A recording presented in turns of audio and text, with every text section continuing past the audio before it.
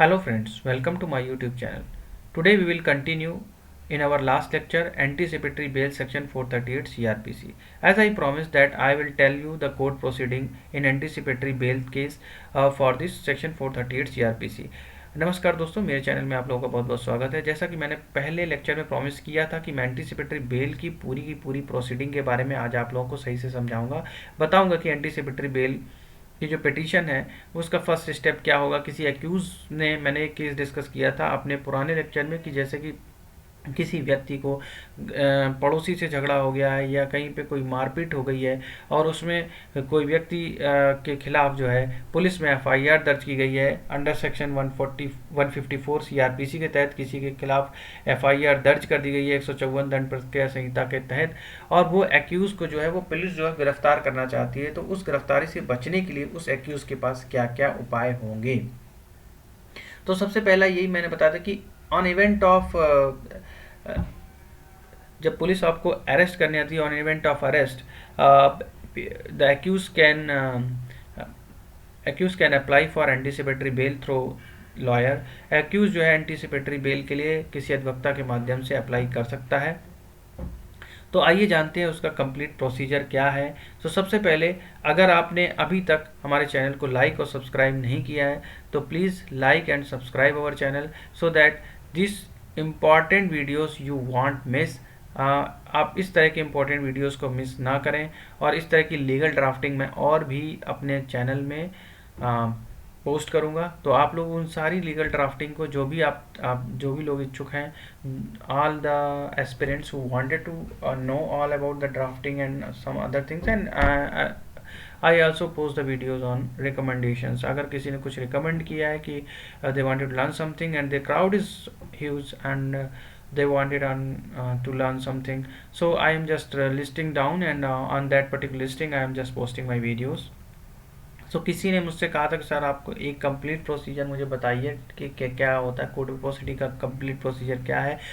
So all the young lawyers who have requested, I have posted this video. First video is already I have done. Now this is second video. I'm just telling you regarding the anticipatory bail section 438 CRPC. आप कैसे, इसमें क्या होता है। तो सबसे पहले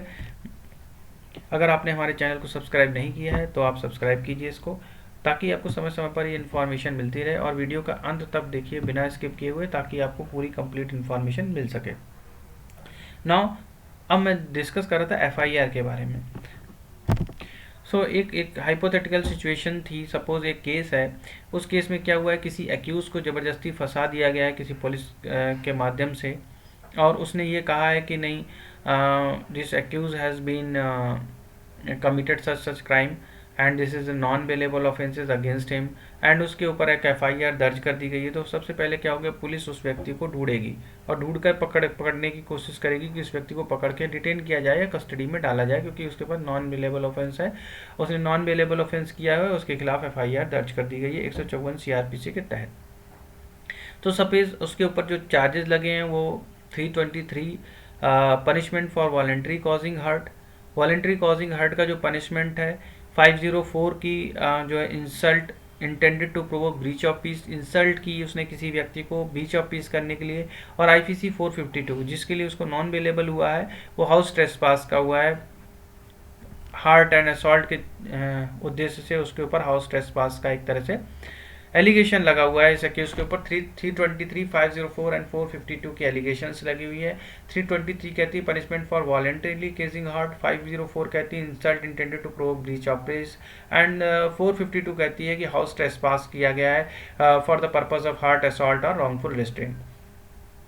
अब एक्यूज को इस केस पे एक तरह से फंसाया गया है मान लो, तो उसके पास क्या रेमेडीज़ हैं, वो कैसे बच सकता है। तो वो क्या करेगा, एंटीसिपेटरी बेल जो है वो किसी अधिवक्ता के माध्यम से वो दायर करेगा कोर्ट में। तो सबसे पहले हम एफआईआर का फॉर्मेट देखते हैं। एफआईआर का फॉर्मेट कैसा होगा इस केस में, ठीक है। तो ये एक एफआईआर का फॉर्मेट है। This is the first information report under section 154 of CrPC. तो इसमें सबसे पहला है जिला, तो डिस्ट्रिक्ट, यानी कि यहाँ पे अगर हिंदी मीडियम के तो मैं लिख देता हूँ, पहला जो है वो जिला होगा। जिला है मान लो गाजियाबाद, ओके। देन थाना है, थाना या पुलिस स्टेशन, पुलिस स्टेशन कुछ भी हो सकता है, यहाँ पे थाने का नाम होगा, ठीक है, थाने का नाम। ईयर, किस ईयर की घटना है, 2022। एफआईआर नंबर, यहाँ पे एफआईआर नंबर होगा, जो भी एफआईआर नंबर होगा वो यहाँ पे मेंशन होगा एफआईआर नंबर। और किस डेट की ये एफआईआर है, सपोज 1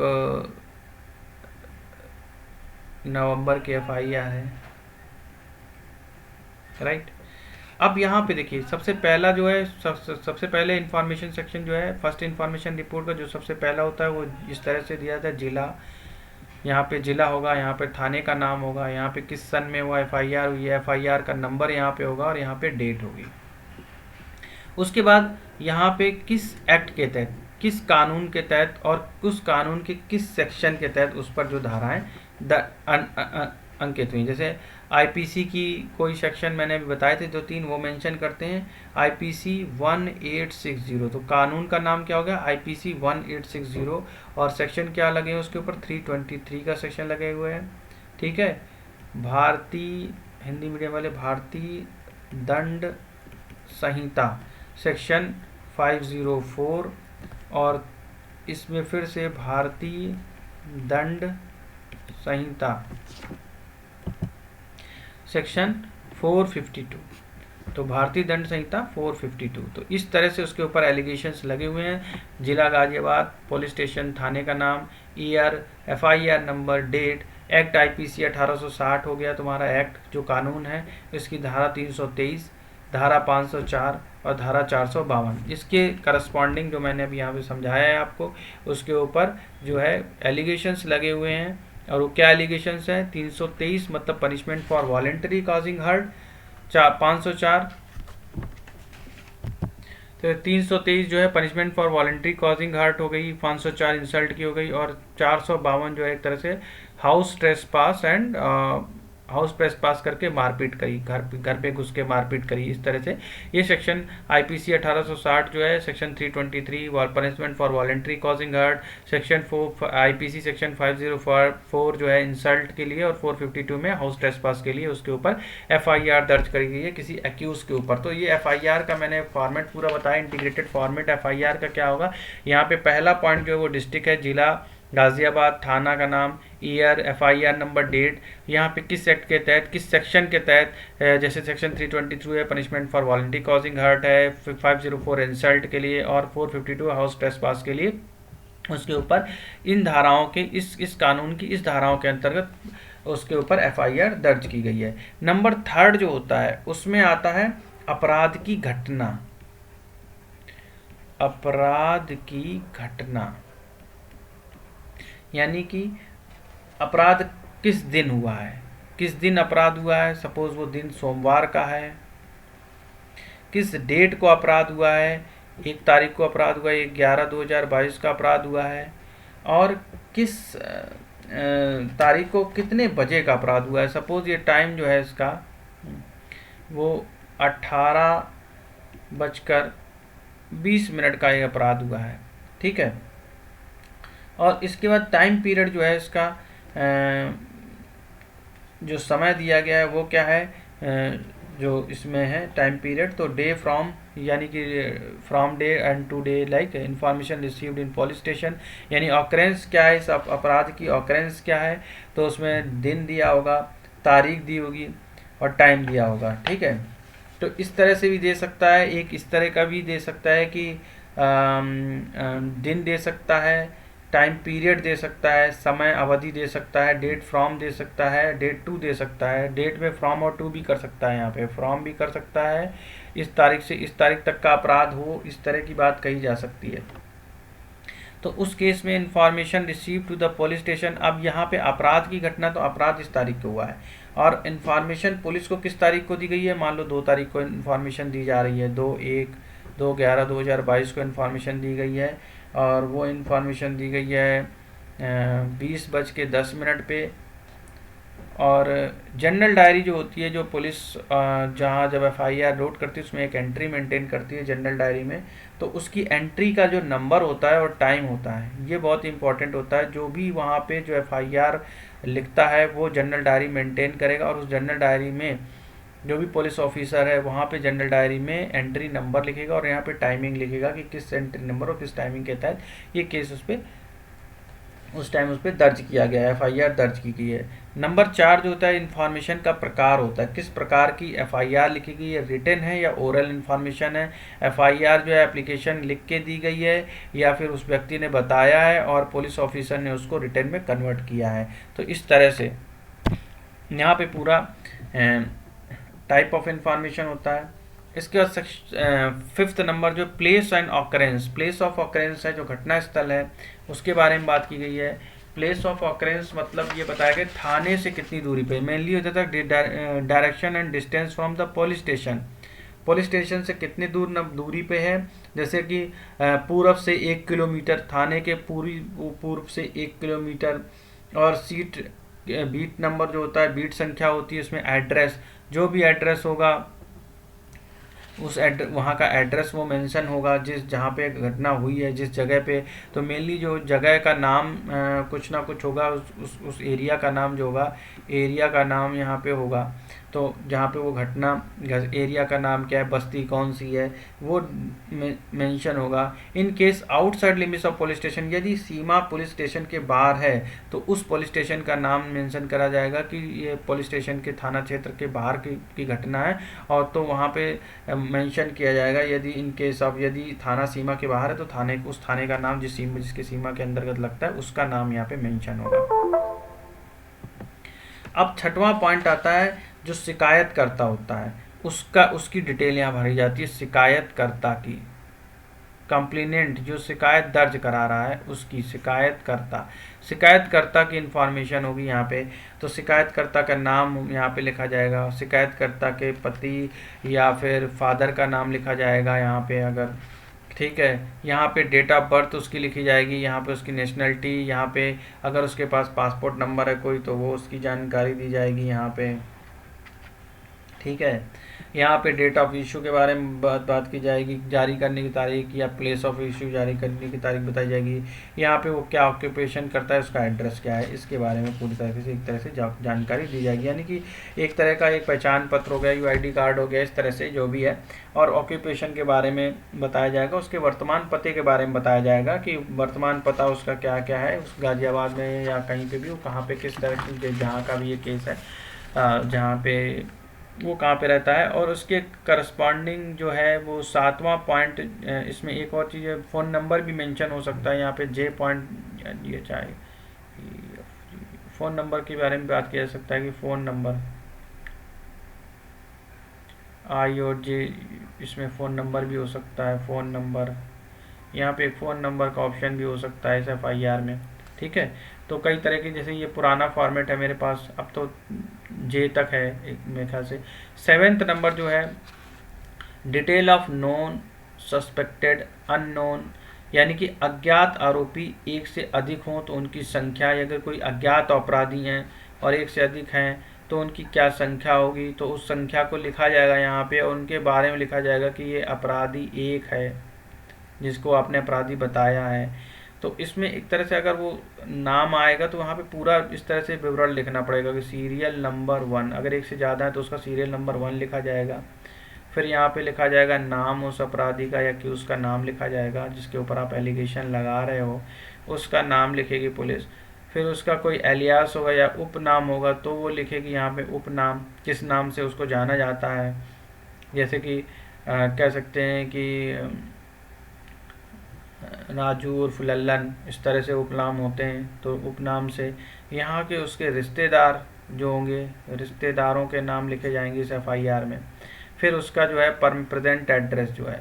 यहाँ पे उसका प्रेजेंट एड्रेस लिखा जाता है इस एफआईआर में, यहाँ पे उसका प्रेजेंट एड्रेस मेंशन होता है कि फला अपराधी नंबर जो एक्यूज नंबर 1 है उसका नाम यह है, उसका उपनाम ये, उसके रिश्तेदार यहाँ पे रहते हैं, उनके रिश्तेदार या नहीं होगा तो पिता का नाम क्या है, मेनली यहाँ पे रिलेटिव्स फादर का नाम ही मेंशन करते हैं पुलिस वाले। तो उस केस में उसका प्रेजेंट एड्रेस पूरा क्या है, वो पूरा एड्रेस प्रेजेंट यहाँ पे लिखा जाता है। 8वें नंबर पे हम जैसे रीज़न फॉर डिले, अगर पुलिस क्या करती, कई बार ये होता है कि अपराध जानबूझ के बनाया गया, यानी कि क्या किया गया कि घटना को अंजाम, घटना ऐसी कोई हुई नहीं है लेकिन आपने रंजिशन जो है उसका नाम FIR में डलवा दिया और ऐसी कोई घटना बनाई गई, तो उसके नॉर्मली जो नॉन अवेलेबल ऑफेंसेस होते हैं वो उस इमीडिएट बेसिस पे उनमें पुलिस जो है मौके पे वहाँ पहुँचती है। और कई बार डिले हो जाता है, जैसे कि ऐसा जरूरी नहीं है कि कोई घटना को अंजाम में दिया जाए, लेकिन अगर कोई डिले हुआ है तो उस डिले को वो वहाँ पे मेंशन करा जाता है। डिले ये एक इम्पॉर्टेंट पॉइंट है, और ये यहाँ पे अगर आप एक तरह से कोर्ट में केस लड़ रहे हैं तो उसमें ये एक तरह से जो पॉइंट हो सकता है कि अगर आप एक्यूज के पक्ष से लड़ रहे हैं और उसकी FIR के उसके खिलाफ लॉन्च हुई है और आप उसको एंटीसिपेटरी बेल दिलाने के लिए उसके लिए लड़ रहे हैं, तो आप ये कह सकते हैं कि देखिए साहब, इस तारीख की घटना हुई है और इस तारीख को इस दिन की ये घटना हुई है, नॉर्मल सी मारपीट की घटना है, लेकिन उसके उसी दिन सेम टाइम पे ऑन स्पॉट ना होकर के कोई प्रत्यक्ष गवाह नहीं है, ऑन स्पॉट पुलिस नहीं गई है, और उसके बाद एक दिन बाद ये कहानी मनगढ़ंत बना करके जो है उसके ऊपर इस तरह के एलिगेशंस लगाए गए हैं और उसको इस तरह से घटना को इस तरह से बनाया गया है, तो इस तरह से भी बोला जा सकता है इस केस में। ठीक है, तो अगर इसमें कोई डिले हुआ है तो शिकायतकर्ता के द्वारा, सूचनाकर्ता द्वारा रिपोर्ट देरी से दर्ज कराने का कारण जो है वो भी यहाँ पे दर्ज किया जा सकता है। अगर मतलब शिकायतकर्ता की शिकायत नहीं दर्ज करी जा रही है तो भी यहाँ पे उसके तरफ से भी दर्ज किया जा सकता है। अब यहाँ पे उसके पास क्या पर्टिकुलर्स हैं, पर्टिकुलर्स जो भी है, property stolen, involve, attach, separate sheet is necessary, तो ये पर्टिकुलर्स के बारे में मेंशन होगा उसके कि क्या क्या पर्टिकुलर्स हैं उसके पास, तो वो पर्टिकुलर संपत्ति जो है अगर वो सब मेंशन कर सकती है, करा जाता है यहाँ पे। तो इसमें 10वें नंबर पे संपत्ति कितनी है, टोटल वैल्यू, जरूरी नहीं है ये यहाँ पे इस समय शिकायत करते टाइम लिखा जाए, और इंक्वेस्ट रिपोर्ट, अगर कोई मृत्यु समीक्षा रिपोर्ट है तो वो, तो FIR का कंटेंट क्या होगा, तो ये बहुत इंपॉर्टेंट है FIR कंटेंट। तो इसमें जो अगर फर्स्ट इंसिडेंट रिपोर्ट है तो ये लिखा जाएगा प्रथम सूचना तथ्य, क्या फैक्ट्स हैं वो सारे फैक्ट्स यहाँ पे लिखे जाएंगे। तो इसमें इस तरह से लिखा जाता है नकल, या ये अगर ये नकल निकाली आपने, या फिर ये सही सेवा में श्रीमान थानाध्यक्ष,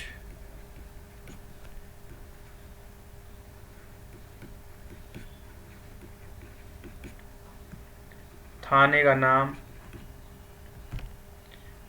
इसके बाद इस तरह से कि निवेदन है कि डेट, समय,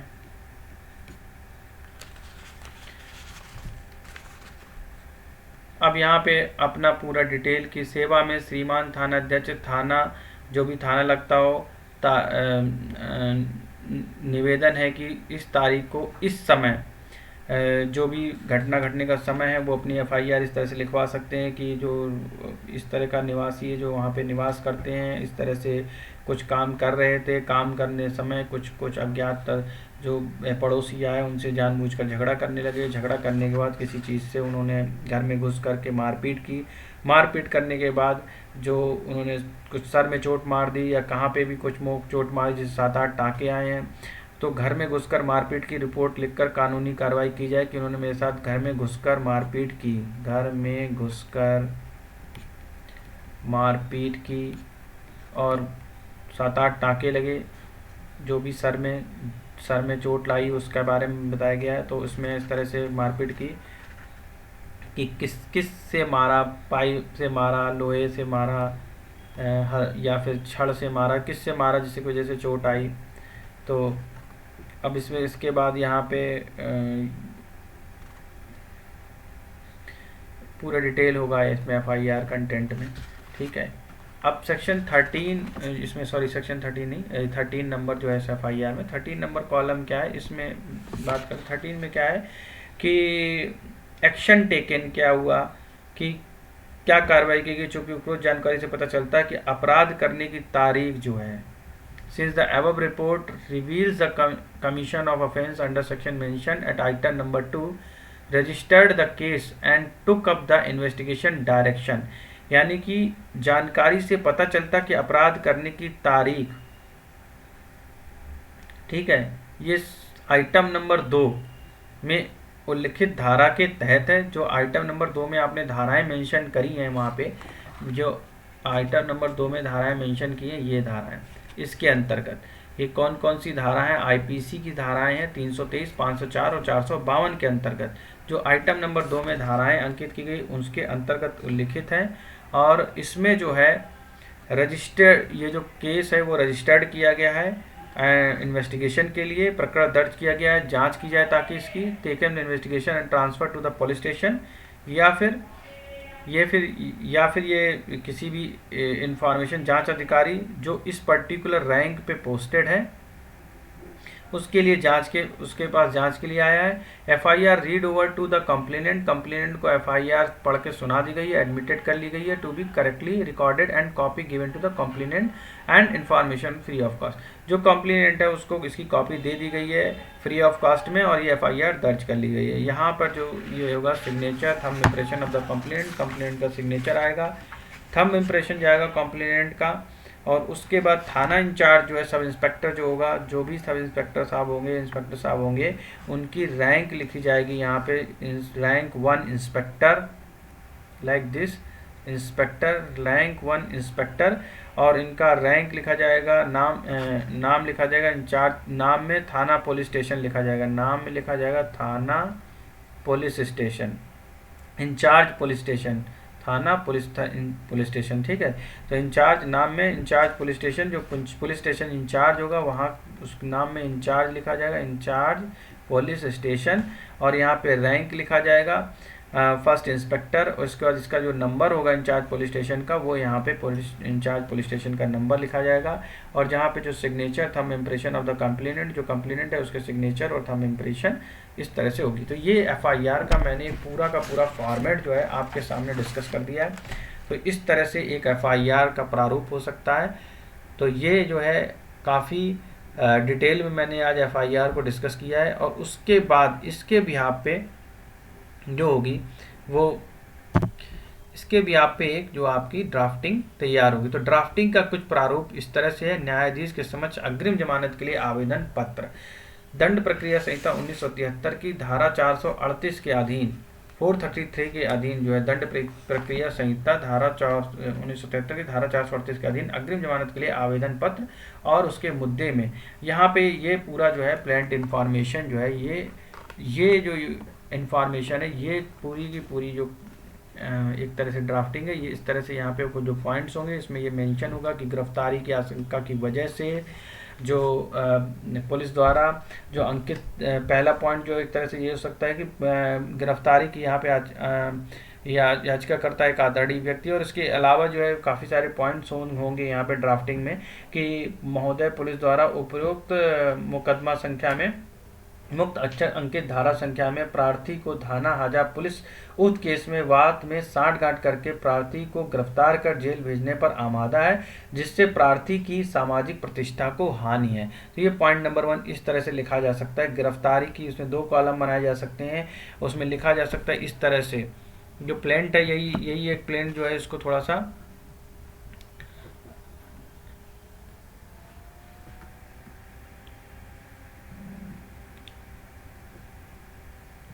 तो यहाँ पे इसको इस तरह से लिखा जा सकता है, इसमें 2 कॉलम बनाए जा सकते हैं कि गिरफ्तारी की आशंका की वजह से